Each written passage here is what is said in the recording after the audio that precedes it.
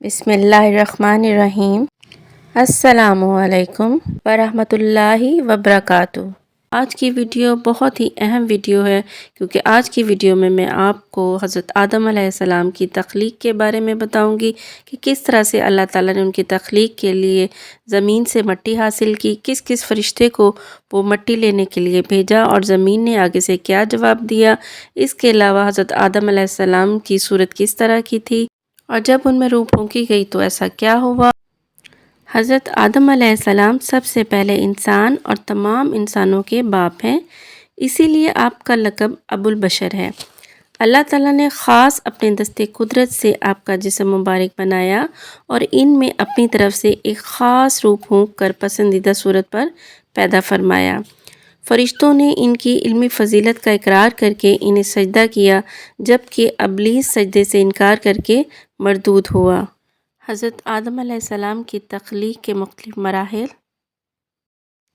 جب اللہ تعالیٰ نے حضرت آدم علیہ السلام کو پیدا کرنے کا ارادہ فرمایا تو زمین سے ایک مشت مٹی لی گئی، پھر اس مٹی کو مختلف پانیوں سے گوندا گیا یہاں تک کہ وہ گارا بن گئی اور چپکنے لگی، پھر وہ گارا سیاہ ہو گیا اور اس میں بو پیدا ہوئی۔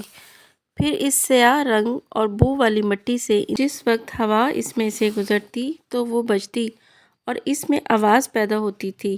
تخلیق آدم کے یہ مراحل قرآن کریم میں مختلف مقامات پر بیان کیے گئے، جیسا کہ ایک مقام پر ارشاد فرمایا، بے شک ہم نے انہیں چپکنے والی مٹی سے بنایا۔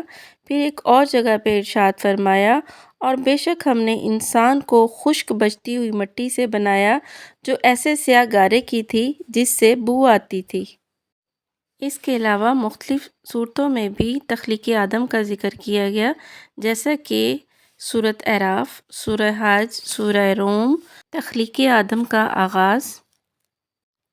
حضرت عبداللہ بن مسعود رضی اللہ تعالیٰ عنہ سے روایت ہے کہ فرشتوں سے مشورہ کرنے کے بعد اللہ تعالیٰ نے حضرت جبرائیل علیہ السلام کو زمین کی طرف بھیجا کہ وہ اس سے مٹی لے کر آئیں، تو زمین نے کہا، میں اس سے اللہ تعالیٰ کی پناہ چاہتی ہوں کہ مجھ سے کچھ کم کیا جائے یا پھر میری کوئی چیز خراب کی جائے۔ حضرت جبرائیل علیہ السلام مٹی لیے بغیر واپس لوٹ آئے اور عرض کی، اے میرے رب، زمین نے تیری پناہ طلب کی تو میں نے اسے پناہ دے دی۔ پھر اللہ تعالیٰ نے حضرت میکائیل علیہ السلام کو بھیجا تو ان سے بھی زمین نے وہی کہا اور انہوں نے بھی اسے پناہ دے دی اور لوٹ کر بارگاہ الہی میں وہی عرض کی جو حضرت جبرائیل علیہ السلام نے کی تھی۔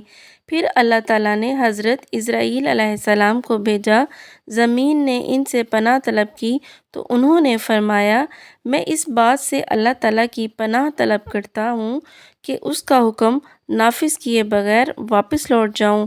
چنانچہ انہوں نے سطح زمین سے مٹی لی اور واپس لوٹ گئے۔ تخلیق آدم کے لیے جمع کی گئی مٹی کی نوعیت۔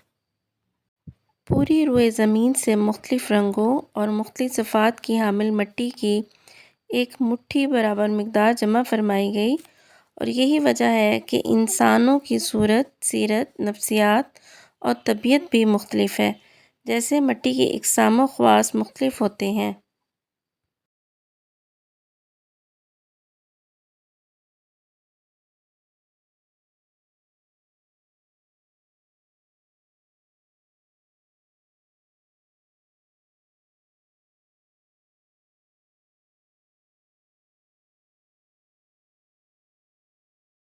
حضرت آدم علیہ السلام کی مرحلہ وار تخلیق۔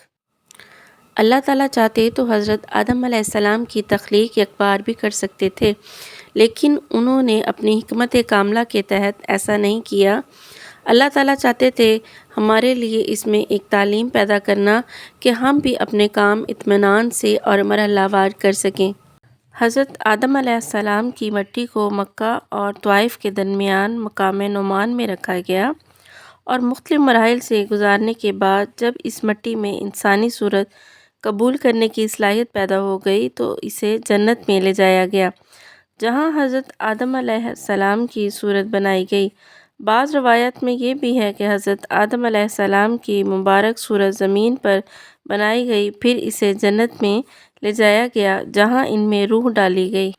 حضرت آدم علیہ السلام کی صورت اور قد مبارک۔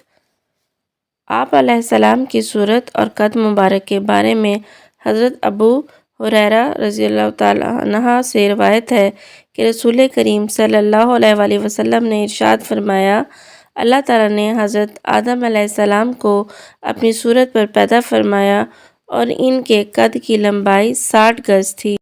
یوم جمعہ کی حضرت آدم علیہ السلام سے نسبت۔ اور جب آپ کا جسم مکمل ہو گیا تو جمعے کے دن اللہ تعالیٰ نے آپ کے جسم میں روح پھونکی۔